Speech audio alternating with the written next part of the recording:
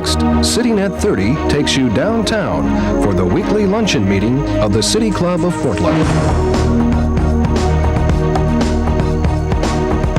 Live weekly coverage of City Club is made possible in part by TCI and is produced through the facilities of Portland Cable Access. Now we join the City Club for this week's program.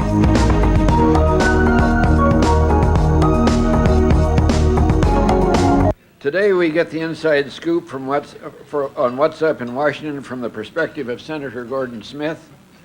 This will be the second in our three-part Potomac series, which will include the perspective of Representative David Wu next week. I'd like to introduce some special guests with us here today. We have a table of students and their advisor, Mr. Wynn from Grant High School, and we have a table of students with their advisors from Reynold and Sandy High Schools. Welcome.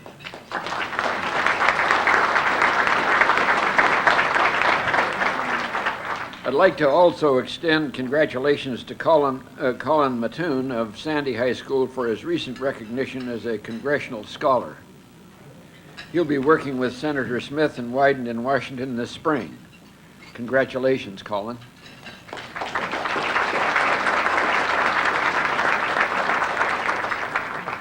We hope all of you will enjoy the program and that you will be City Club members in the near future.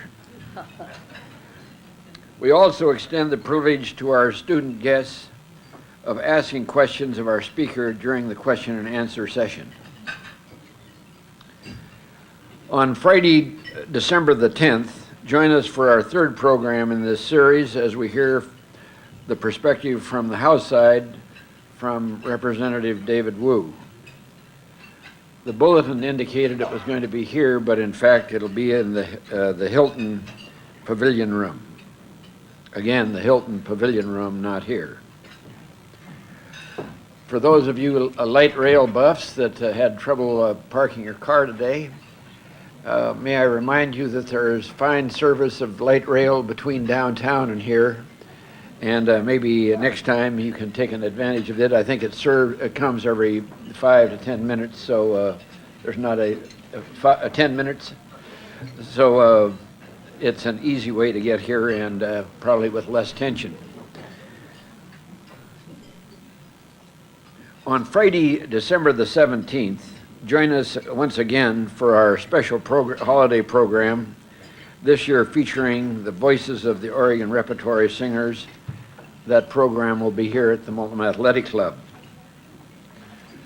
The annual fund goal for this year is $100,000. And we are 70% there, so please get your cards and letters and checks in during the holiday season if you can. Before we move to today's program, Tim Miller, who's co-chair of the Education Issue Committee, will provide you with a brief overview of the committee's work this year. Tim?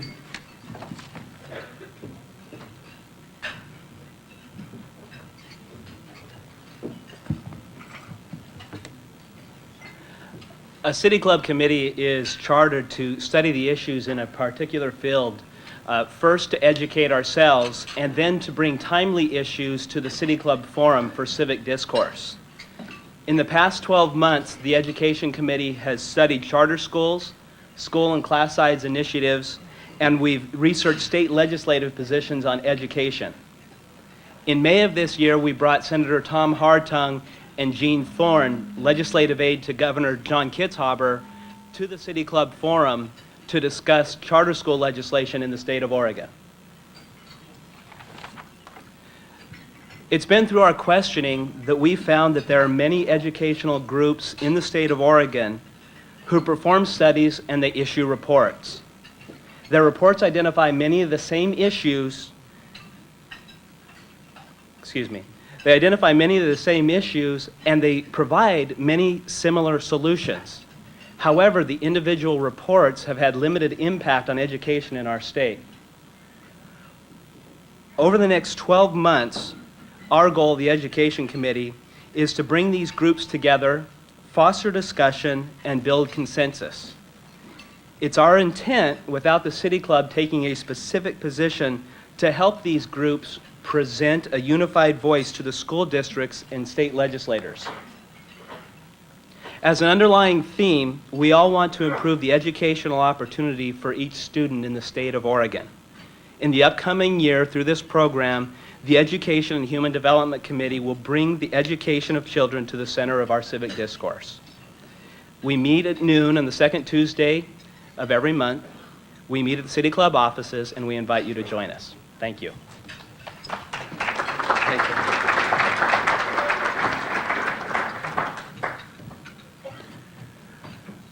Tim is also our member host today, and he is sitting at the head table. He's co-chair of the Education Issue Committee and a commercial loan officer for the Bank of America, and he'll ask the first question. Carol Witherell, also co-chair of the Educational Committee, will ask the second question. Following Carol's question, we'll open the program up to questions from City Club members and from our guest students. Please line up behind the microphone for your questions, and if you would be so kind as to limit it to 30 seconds, it would be appreciated. If you have a question and don't want to ask it yourself, we encourage City Club members to write them on question cards, which you will find at your table, and put your hand in the air, and a City Club staff member will pick the card up and bring it up for Tim to ask. Broadcast of City Club programs this quarter is made possible by corporate underwriting from Providence Health Plans, from U.S. Bank, and from Washington Mutual Savings Bank. We're very grateful for their support. Congress has had an extraordinary number of divisive issues before it during the session that just adjourned. The impeachment of the president, the nuclear test ban treaty, the tax cut, health care issues, to mention a few. The expiration of the special prosecutor's laws seemed to be laid to rest with a minimum amount of ceremony and few flowers. This session was the prologue for the 2000 elections, where both houses of Congress and the presidency are at stake. The maneuvering ending with the passage of the budget, with both sides claiming victory, is the 11 months of political spin that's going to be going on. The prospects of more money being spent on the coming elections than at any time in history is quite likely. The prospects that more and better informed voters going to the polls is unlikely. But amid all of this, we've seen remarkable cooperation between our two senators, and a willingness by Gordon Smith to show his independence when he felt it was necessary. Gordon is the first senator from Eastern Oregon since 1938. He has the unique distinction of being a senatorial candidate for 2 seats in 1 year. He serves on 3 important committees: Energy and Natural Resources, Foreign Relations, and Budget. No doubt the activities surrounding the meeting of the World Trade Organization in Seattle is of more than passing interest. Gordon was born in Pendleton. After gaining his undergraduate degree from Brigham Young and his law degree from Southwestern University, he served as a law clerk to a justice of the New Mexico Supreme Court and practiced law in Arizona. He returned to Oregon after purchasing the family frozen vegetable business and turned it into one of the largest private label packers of frozen food in the nation. He was elected to the Oregon State Senate in the early 90s and was president of the Senate in the 1995 session. We're pleased and we're honored to have Senator Gordon Smith as our speaker. Gordon?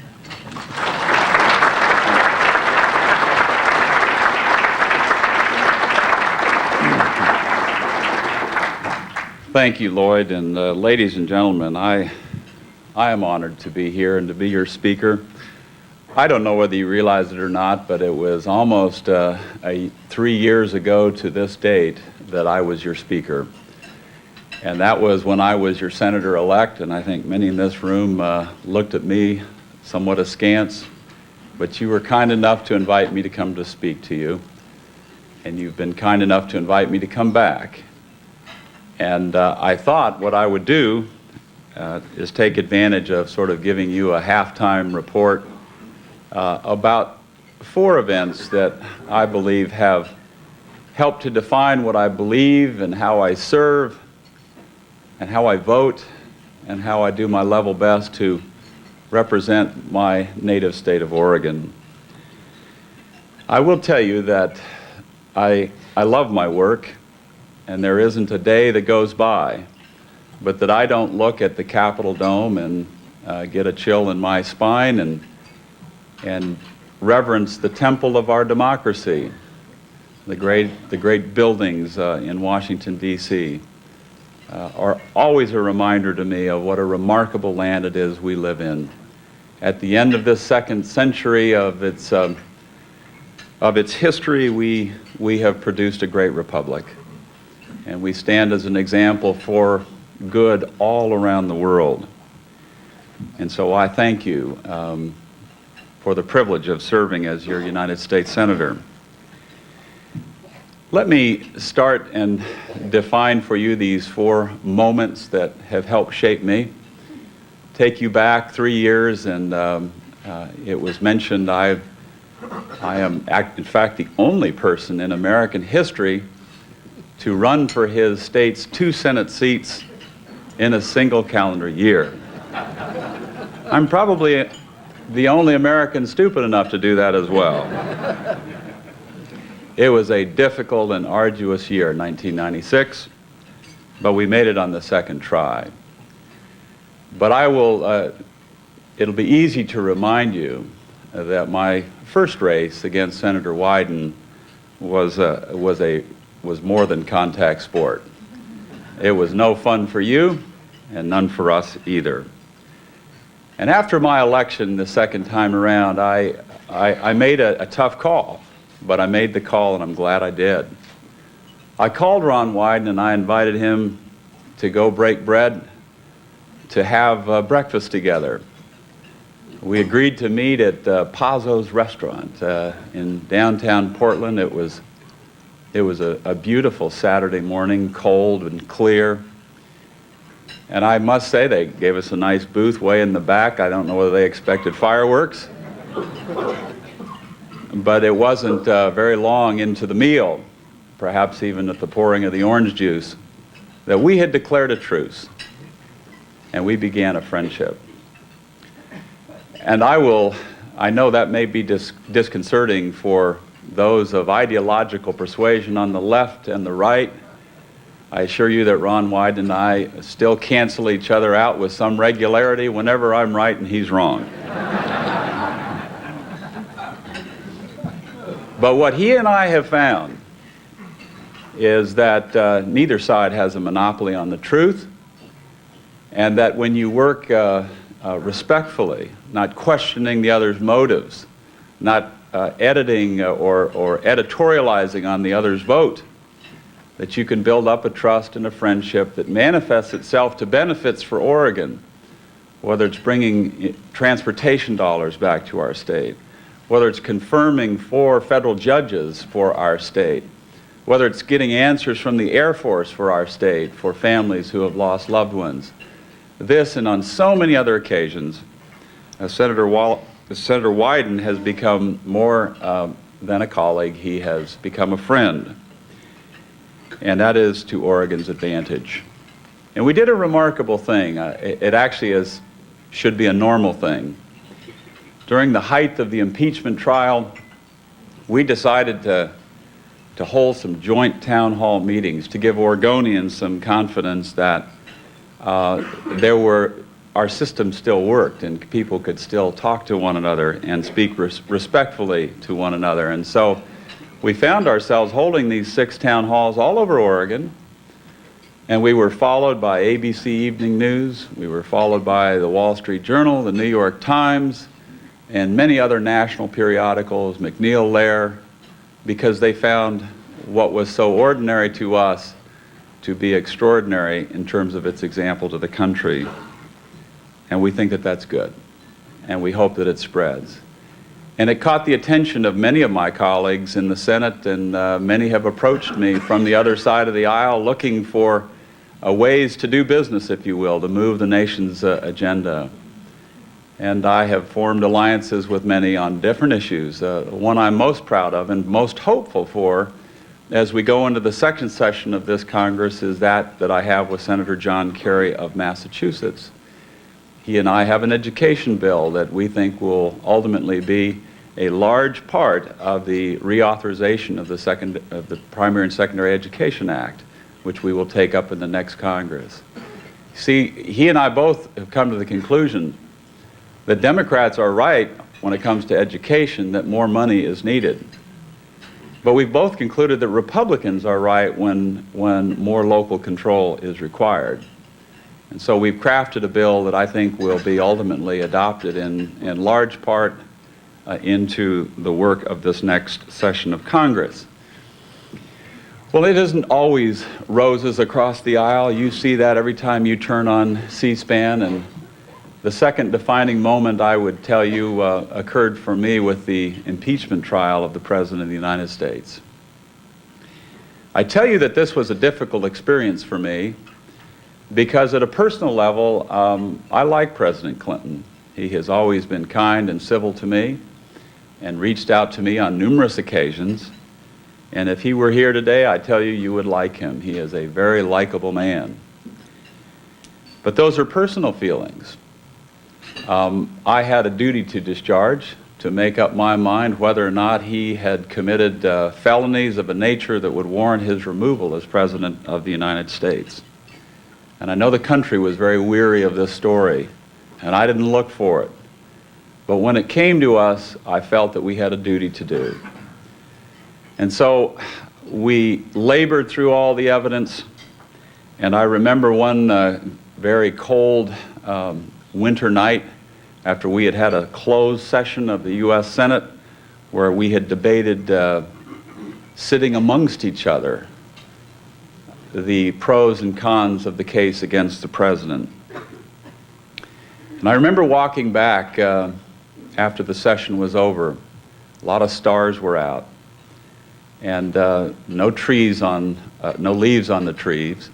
So I could, walking down the Senate steps, I could see the Supreme Court building illuminated. It's beautiful. Its pediment and its pillars, and on its face, the inscription, "Equal Justice Under Law." And I concluded on that occasion that while what President Clinton did in private was not impeachable, what he did in public was.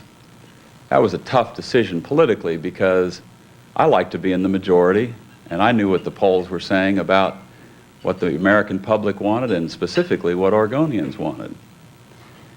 But I was persuaded that when you go into court and you raise your arm to the square and you promise to tell the truth, you have to tell the truth in a civil and a criminal procedure. When I looked at the Supreme Court building, I was reminded of the fears of the Founding Fathers when they wrote of their concern for the judicial branch of government.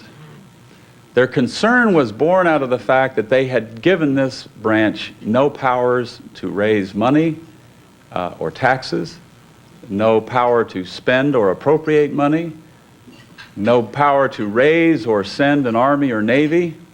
They gave it but one duty: to find out the truth and to dispense equal justice. And if you cannot find the truth, you cannot find justice. And I concluded that what President Clinton did was not just to lie to his family, that's his business, but to lie under oath in the judicial branch of government. And then my oath was put on the line to uphold and defend the Constitution, to see that its laws are faithfully executed. And I concluded that he was guilty, and so voted. Now, I thought I would have my head handed to me when I came back to Oregon for those votes. I wish I had $1 for every Democrat that thanked me for those votes. It's an uncomfortable vote, but I'm at peace that it was the right vote. But I'm not always on the other side of President Clinton. I still look for opportunities to help him where I can, because the public has moved on, and so have I. The third defining moment I would lay out for you occurred, or began to occur for me, 3 years ago before the City Club. In the question and answer period, someone asked me if I would support the demolition of the Snake River and Columbia dams. I think that was the question. And I gave an answer that may have been a tactical mistake. I said, well, when you go to dynamite the first dam, I'll be chained to the top.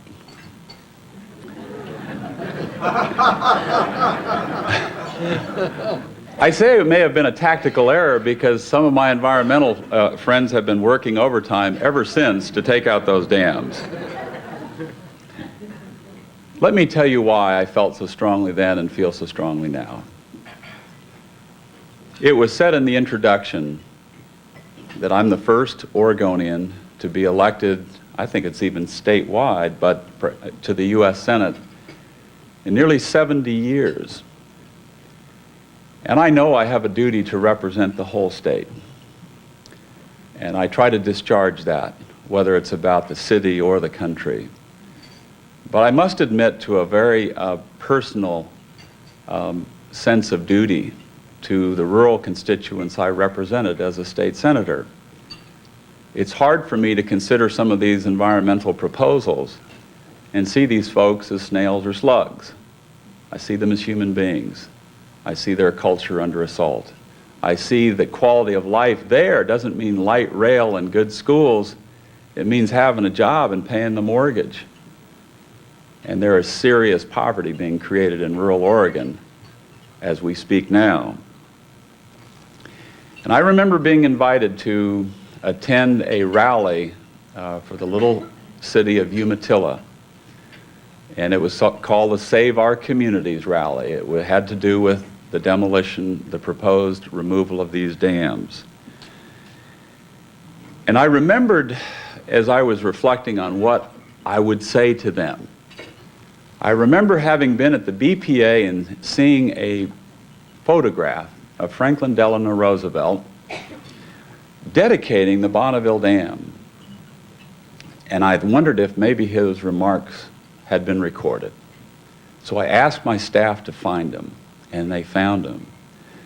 And what I found President Roosevelt having said, I believe it was 1936, were remarkable words indeed. I believe he stood on that day in Oregon as an American prophet. And he spoke to Oregon, he spoke to the Pacific Northwest. When he spoke, before he hit that switch, and when he hit it, he said, "More power to you." Can't you see him saying that? Before he hit that switch, he gave a speech. And he predicted what Oregon would be like 50 years later. He predicted that this would allow the rest of Oregon to have electricity. You see, Oregon, when he did that, only 30% of its landmass had electricity. 30%. 70% were in the dark or in the cold, depending on the time of day or the calendar. But he predicted a day when all of Oregon would have electricity and would have the ability to have jobs that were powered by hydroelectric power that was renewable. And he spoke of new farms that would be created because of what he was about to do. He spoke of a transportation system that would bring the wheat of inland areas to the longshoremen of Portland. He talked of a time when no longer would people in the city have to worry about the ravages of spring flooding. He talked about many things, but he talked as a visionary. Now, call me a Roosevelt Republican, if you will, but I liked what he said, and I liked it then, and I like it still. Well, let me suggest to you that we have now become so prosperous as a people that we now dare to tear out the energy infrastructure of our state. And I tell you that the logic that will take the first one out can take them all out. I'm glad there's a few that agree with me here.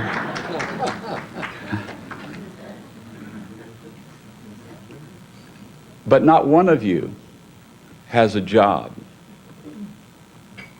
unless someone else doesn't create energy first. And if anyone wants to take out your energy, to turn off your lights, you better ask them how you're going to turn it back on and at what cost. And I say to you, I know environmental mistakes have been made in the past. There's no doubt about it. But I would also remind you as a friend that everything that you and I have, everything in this room, everything on your body, everything in your stomach, is the product of fishing or farming or ranching or logging or mining or drilling. And if our environmental solutions are the destruction of these basic industries, then we will shut down the American dream as we have known it. And I oppose that. I oppose that. And I see the faces of rural people when I combat these kinds of issues.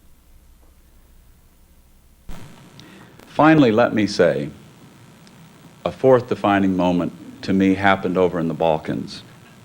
As a predicate to this moment, my description of it, I tell you that I'm an internationalist. I am opposed to those in my party who want to establish Fortress America, who want us to go home and to just selfishly look inward.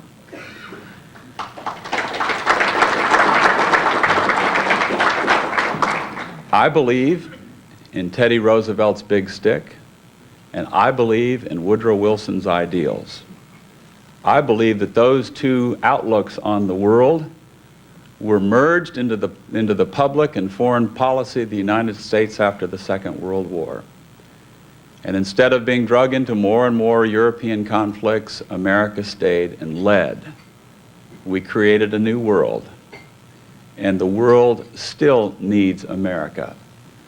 And the world is better because of America. I remember in the height of the Kosovo conflict, I went with a group of colleagues to the Balkans to get a sense of this war. I remember standing on the balcony of the Foreign Ministry of Hungary, a new ally of the United States, and having its foreign minister come up to me and say, "Senator, I'm really glad that we're your ally now, because you are an official of the most unique country on earth." And I said, "Well, tell me why you feel that way." He says, "Because you have shown repeatedly that you can stand up and fight for human rights, for principles, and for values, and not just for the territory or the treasure of your neighbors." I took that as a high compliment, and it truly is a unique quality of this nation of ours, whereby we say to the conquered, "We will help you to rebuild. All we ask is that you look after human rights, you build democratic institutions, and you participate in free and fair trade around the world." That has been good for this world. And I am an internationalist.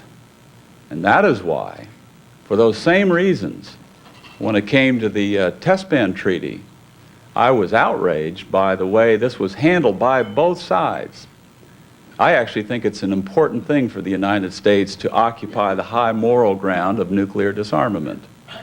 I actually think it's an important thing that the United States Senate do what it's constitutionally discharged to do, and that's when the President of the United States gives you a treaty for advice and consent and ratification, that you actually take it up and you work it and you amend it. I tell you that the Comprehensive Test Ban Treaty had serious flaws in it, but I also tell you that the United States Senate should have done its duty and amended it, as we did not do in this case, but which we have done on every treaty since the Treaty of Versailles, when no amendments were allowed. We made a mistake then, and we made a mistake this time. And so I was proud to stand with a few and a lot of Democrats and say aye to that vote. When we left Hungary, we went to Bulgaria and met with officials there, heard similar comments of their hopes to join the West. And then we went to Macedonia. And there's a mountain pass there in Macedonia that separates Yugoslavia or Kosovo from Macedonia. It comes into a valley where the city of Skopje is located. And we greeted there thousands of refugees coming across the border. They had smiles on their faces, the smiles of those who have been rescued. But all they had on their backs was what they could carry in the clothes on their bodies. And they were fed into 2 large refugee camps, barbed wire around it. It reminded me of a different time of our century. But they were humanely treated, and they were grateful that they were being given security. Well, we were taken to the camp number 2. I was given an interpreter and invited to go around the camp, observe the conditions, and try and interpret the cares and the concerns of the people there. I noticed about halfway through my visit, there were 3 little girls that were following me, all wide-eyed, wondering, how it was that an American official could come to their country and to help them. And before it was all over, I decided, before boarding a bus, to see if I could engage them in conversation, and was delighted to learn that one of the little girls, 10 years old, spoke pretty good English. And I asked her if she wanted to go home. And she said, I do. I can't. There are very scary people there. And then I said, well, if you can't go home, would you like to come to America? And her eyes lit up with sparkles. She put her hands to her face and she exclaimed, oh, to be a little girl in America. Oh, to be a little girl in America. Even a 10-year-old knows what it means to enjoy the blessings of liberty and bounty of the United States of America. I thought about her words all the way from Macedonia to the United States Air Base at Aviano, Italy. We flew in the belly of a great plane. I sat on the side of it with my feet resting on a tank. I didn't know tanks could fly until I got in that plane. And when we landed, the back descended and we walked out of a ramp. And down the runway were 2 F-16s taking off. Their afterburners all lit up, their wings laden with bombs. The sound was deafening as they streaked into the heavens for their night's mission. And as we began to hear again, a Navy admiral behind me said, Senator, that's the sound of freedom. And so it is. Thank you very much.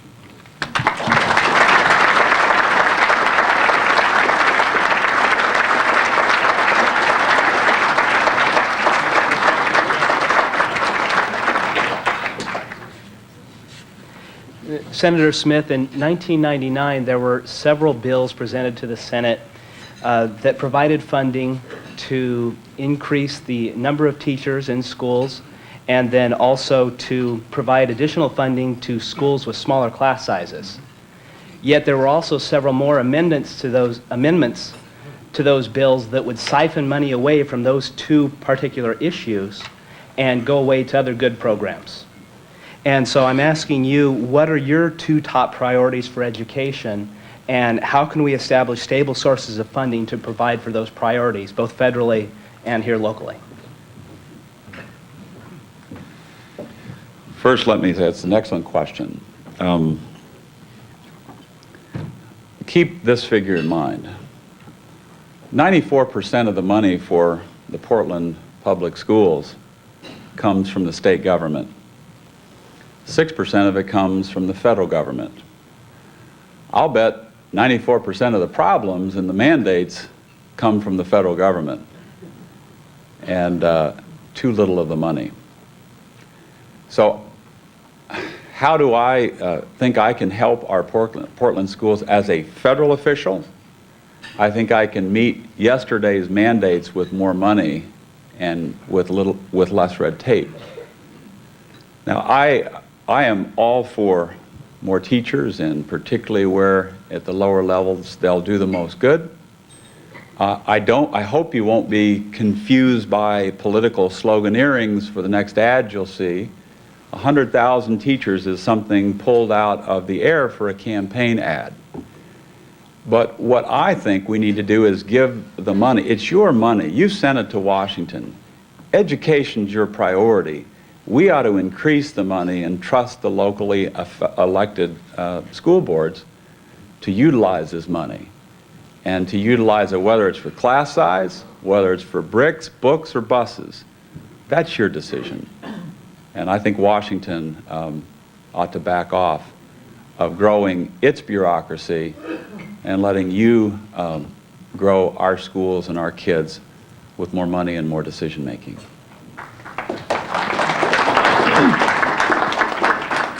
Yes, ma'am. Senator Smith, I'm Carol Witherell, co-chair of the Education and Human Development Committee. Thank you for your address today. Thank you. Currently, 75% of our voting population has no children in public schools or any other affiliation or connection with public schools. If we assume that a strong public school system is the bedrock of a democracy, then do you think that the current move towards charter schools and increasingly for affluent families towards private schools is an opportunity, or does it present risks for our public education system? Will the movement be for the common good of our children and our democracy, or will it further polarize our society with respect to civic support for the schools and for strengthening resources for public schools? Well, I think if you need public support for schools, then public schools need to give parents evidence of the results that they want for their children. We need to separate the purposes of education. It's not to have a well-employed bureaucracy, it's to have a well-educated child. And if that's your focus, then we need to look for better ways to make sure that our children are educated. Now, when I was a state senator and a Senate president, I put many ideas for vouchers in the trash can, frankly, because I felt with a declining state budget, we could not afford under Measure 5 to be experimenting. We had to figure out how to keep Portland where it was and move the other districts equalized up to their levels. Charter schools are something different. They are a public system that I hope increase choices for parents and children. I have felt to support those, hoping that that will help give parents a well-educated child. Vouchers, if we ever have them, will be a state decision and must never be a federal decision. There's only one school system in the country that is a federal school system, and that's one of the worst school systems in America. It's in the District of Columbia.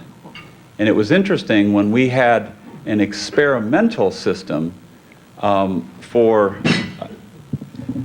it was a tax credit, small, to allow parents to afford computers, tutors, and even private schools.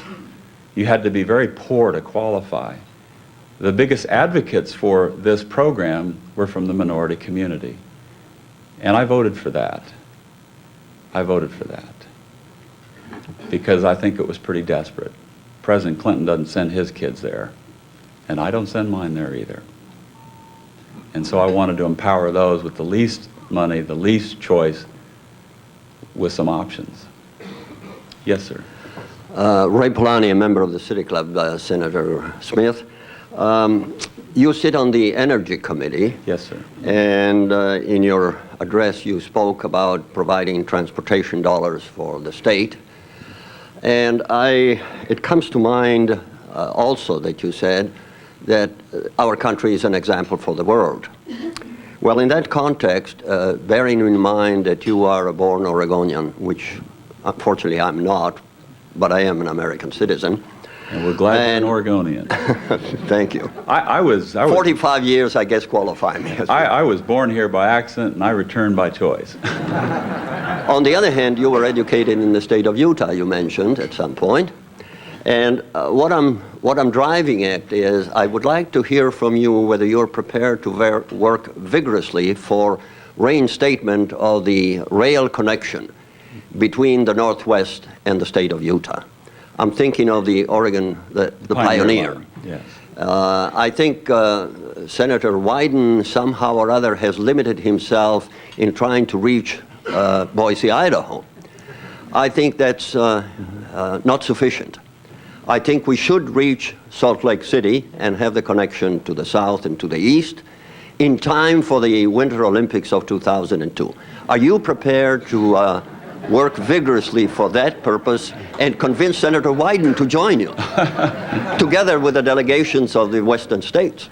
Well, I know those at my alma mater, Brigham Young University, would love your comments, who live in Oregon. Let me defend Senator Wyden. Before he or I were in the United States Senate, there was a law passed that requires that Amtrak begin run trains profitably, and where they couldn't, they are under legal obligation to terminate those lines. The most unprofitable line in America was the Pioneer line, or at least that's what I've been told. Now, I have supported Senator Wyden and will continue to in trying to find new ways to reopen that line to give folks more opportunity. The other day, my staff got after me because I am co-sponsoring a bill for high-speed rail in the northeastern United States, and my legislative assistant said, "What are you doing on this bill?" I said, "Because I want high-speed rail for the northwestern United States eventually." I believe in trains, planes, and automobiles. It's a good movie too, by the way. But this particular one, I don't want to raise false hopes. When I tell you I can do something, I want to have a good shot at being able to do it. But there are a lot of Amtrak lines being shut down all over the country. Ours got shut down much earlier. I'm not saying it's impossible, but I know one of the proposals Senator Wyden has floated, which is to take freight on a passenger train. We ought to pursue it. But I think you also got to know that UP and all the truck lines don't appreciate that either, because that's their business, and they'll compete for it. But the reason I appreciate your question is that trains have always required a degree of subsidization in one way or the other. And as roads and airplanes, too. That's right. And I would, in my defense, I have tried to be supportive of Senator Wyden's efforts. I salute him for it. And I have been one of the biggest advocates for Portland Light Rail and other rail systems in Portland and the Pacific Northwest, and will continue to be. You know, the Pioneer failed because it was reduced to 3 times a week. It wasn't even daily service. Right. And that's when it failed. Yes. It failed because it was insufficient. Right. Thank you. Thank you, sir. Yes. Senator. My name's Don Wagner, a member of City Club. And as I understand it, your concern about the breaching of the dams has to do with jobs. And I'm going to say that I already know there's one study out that says there will be more jobs created. I'm going to assume that there's going to be other studies that come out and say there's going to be less and there's going to be more, and we're going to have lots of studies before we're through here. Yes. My question is, and we clearly know if we breached all the dams, that would not be smart at all. But if we were to be selective about it, and if we were to be able to show that indeed it would increase jobs, would you support that then? No, I wouldn't, because the jobs that even the study that are out, those are mostly just construction jobs and tearing the dam out. Those are jobs for truck drivers to take grain along the highways that are already hammered by enough trucks. that now float, and they want to run them in, they'd have to run them in trucks. It would put them out of business in a lot of farm country if they couldn't put on these big barges. One of those barges will take 100 trucks at least. And I just do not have the 100 trucks burning fuel and clogging our highways and putting farmers out of business. And so I would be opposed to that. Hello, Senator Smith. My name is Pavel Goberman, member of club. In communist Russia, was long time ago, name Smith was imagination, something capitalist, some big, strong man. But you're good. Oh, thank you. Okay. Federal government, nation spent $1.35 trillion on health care. Yes. You're a member of Senate's Budgets Committee. Federal government going to spend $39 billion on subscription drugs. Mm-hmm. I promised to save nation at least $10 billion, $10 billion. At first. Second, TriMet submitted discrimination on workplaces, but Federal Transit Administration budget TriMet. Why? Looks like a violation of Constitution. Thank you. Thank you very much. I think the question on prescription drugs, I hope this is an issue that we can work out with the President of the United States.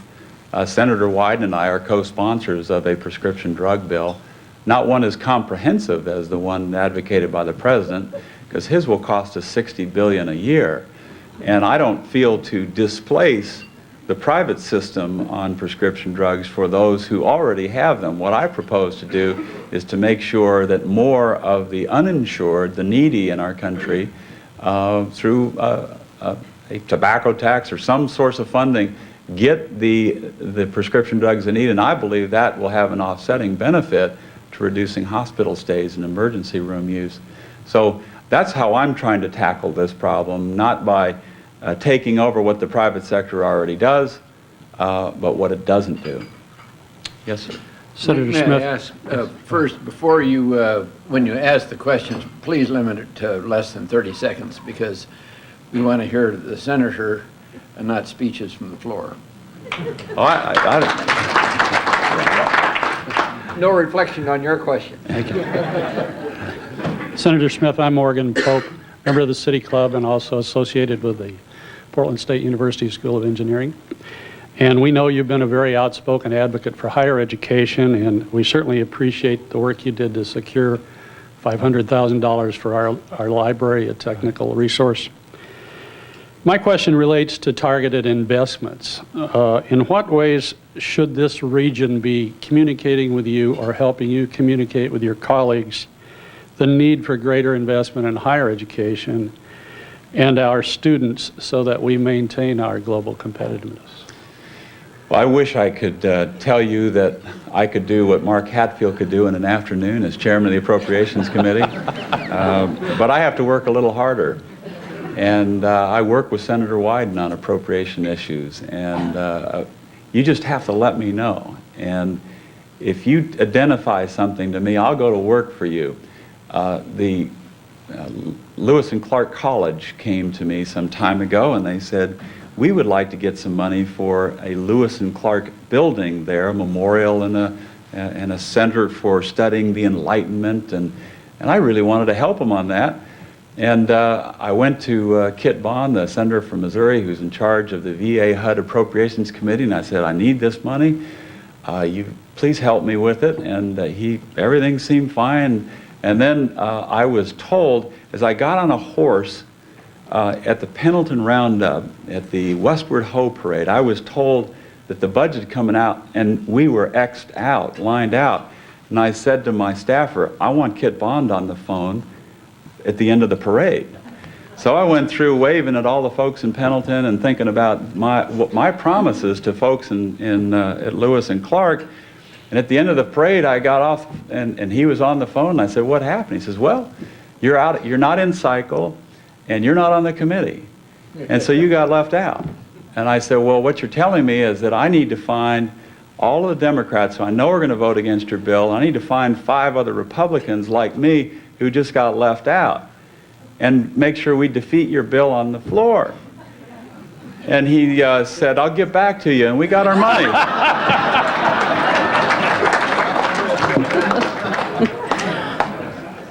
Hi, Gordon. Hey, Jane. How Good are to you? see you. Another dam question, Gordon.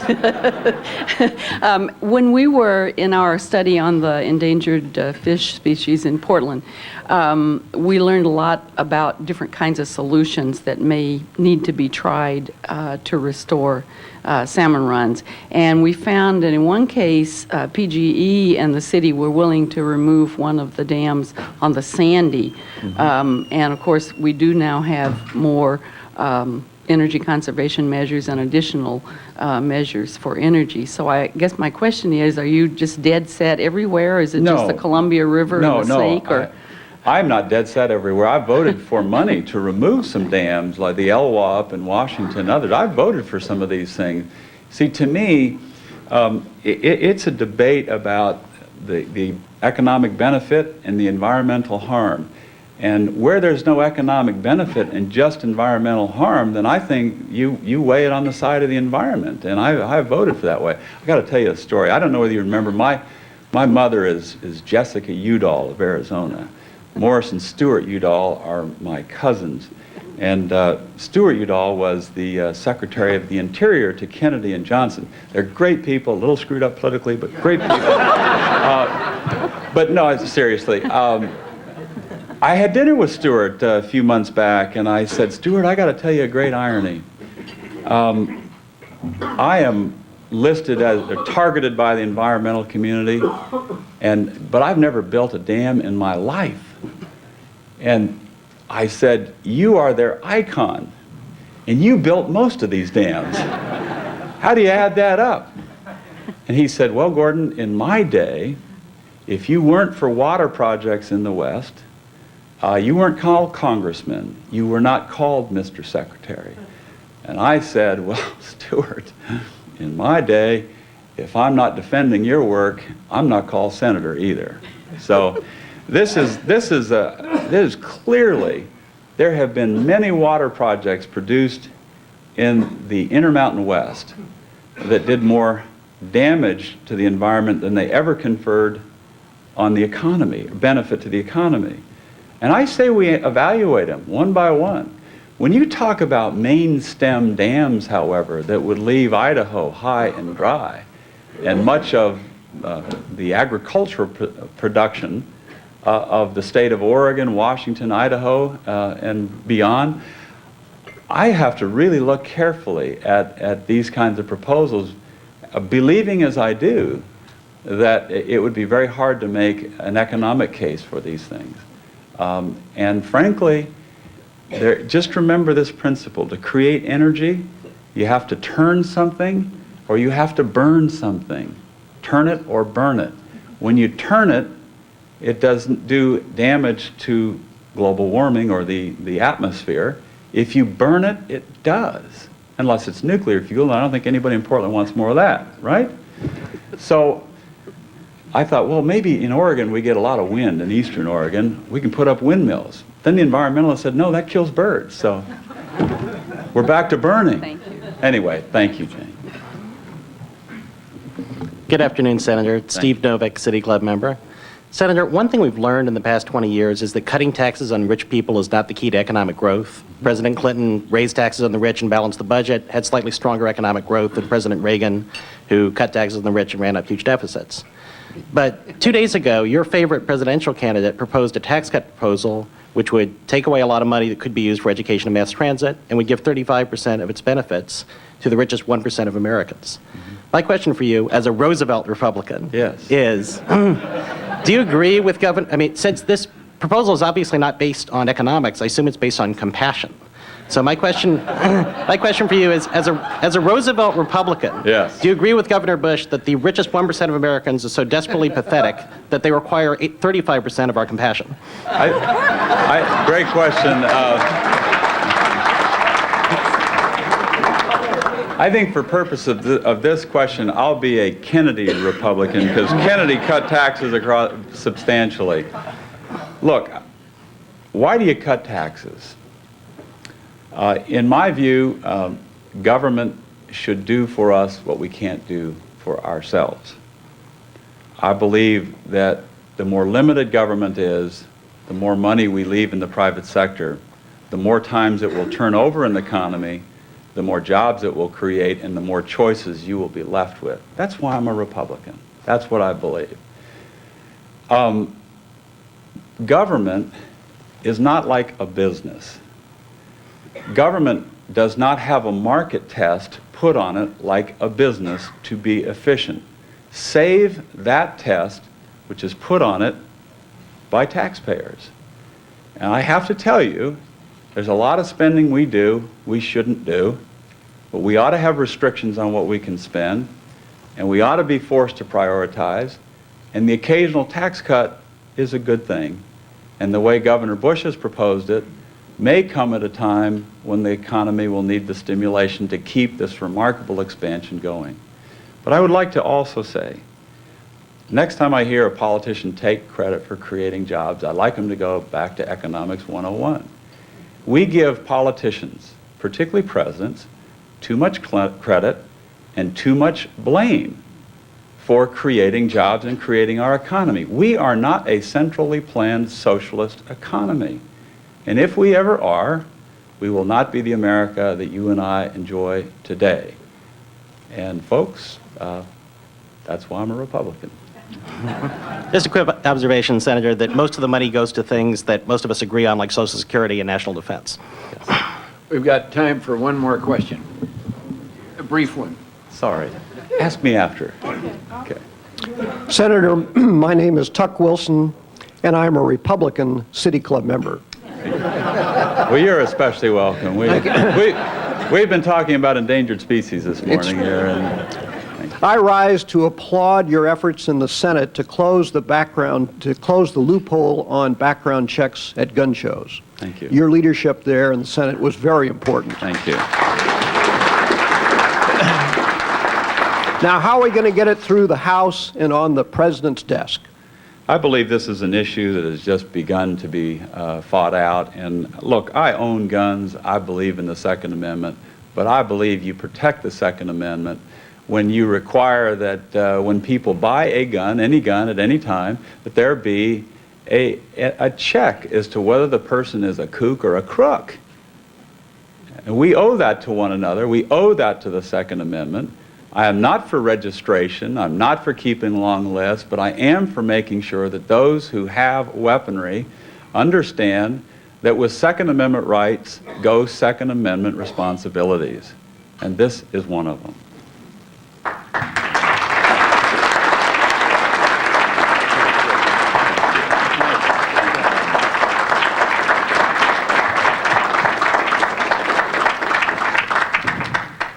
Brief announcement. Roger Meyer, could you come forward after the session? I have your credit card. Again, thanks very much, Gordon. A very interesting program. We're adjourned. We'll see you next week at the Hilton.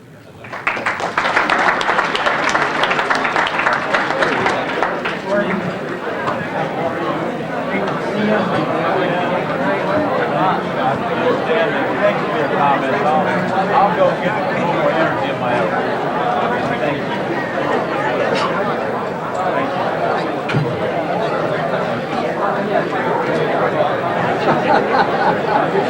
Thank you.